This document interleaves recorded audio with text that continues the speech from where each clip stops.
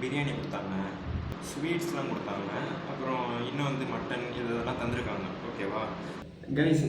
ஆக்சுவலாக நம்ம ரம்ஜான் அப்படின்னு சொல்கிறோம்ல, இது வந்து ஒரு ஃபெஸ்டிவலே கிடையாதான். நான் இப்போ ரீசெண்டாக வந்து பார்க்குறப்ப தான் எனக்கு தெரிஞ்சிச்சு. ஸோ எத்தனை பேர் ரம்ஜான் அப்படின்றத ஒரு ஃபெஸ்டிவல்னு நினச்சிக்கிட்டு இருந்தீங்க?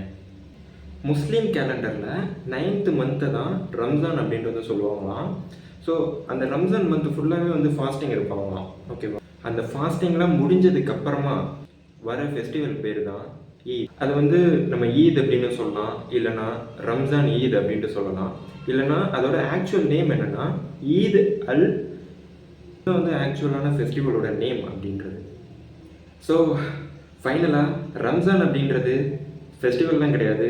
ரம்ஜான் அப்படின்றது அந்த ஃபாஸ்டிங் மந்த்து. ஈத் அப்படின்றது தான் செலிப்ரேஷன். ஸோ ஈத் முபாரக் அப்படின்றதுக்கான மீனிங் என்ன அப்படின்னா, ஈத் ஃபெஸ்டிவல், முபாரக் அப்படின்னா பிளஸ்டு இப்படின்ற ஒரு மீனிங்கை நான் இப்போ தான் ரீசெண்டாக பார்த்தேன். ஸோ அதை சொல்லணும் அப்படின்றதுக்காக தான் இந்த ஒரு வீடியோ. எல்லாருக்கும் ஈத் முபாரக். அண்ட் நெக்ஸ்ட்டு ஒரு புது வீடியோவில் சந்திப்போம். பாய் பாய்.